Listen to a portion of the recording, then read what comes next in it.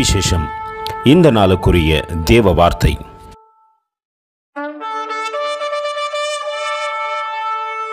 Rejoicing in hope, patient in tribulation, continuing instant in prayer. Romans 12:12. నిరీక్షణ గలవారై సంతోషించుచు, శ్రమయందు ఓర్పు గలవారై, ప్రార్థనయందు పట్టుదల కలిగి ఉండుడి. రోమియోలకు రాసిన పత్రిక 12వ అధ్యాయం 12వ వాక్యం. நம்பிக்கையிலே சந்தோஷமாயிருங்கள், உபத்திரவத்தில் பொறுமையாயிருங்கள், ஜபத்திலே உறுதியாய் தரித்திருங்கள். ரோமர் 12:12.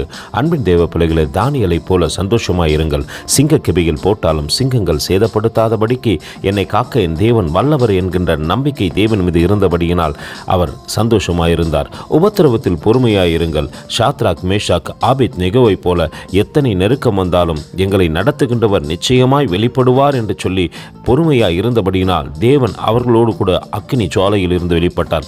ஜபத்திலே உறுதியாய் தரித்திருங்கள். ஏனென்றால் யாக்கோப்பை போல ஆசீர்வாதத்தை பெற்றுக்கொள்ள வேண்டுமானால் நிச்சயமாய் ஜபத்திலே உறுதியாய் தரித்திருக்க வேண்டும். இப்படியாய் நாங்கள் இருக்கத்தக்கதாக எங்களுக்கு உதவி செய்யுங்கள் ஆண்டவரே என்று சொல்லி அவர் பாதத்திலே நம்மை தாழ்த்தி தரைமட்டம் ஒப்பு கொடுப்போமா? கர்த்ததாமே உங்களை ஆசீர்வதிப்பாராக. ஆமென். எங்களோடு கூட இணைந்து ஊழியம் செய்ய விரும்பினால் இந்த வார்த்தைகளை மற்றவர்களுக்கும் பகிர்ந்து கொடுங்கள். இது ராஜ்யத்தின் சுவிசேஷம். Thank you for watching. God bless you.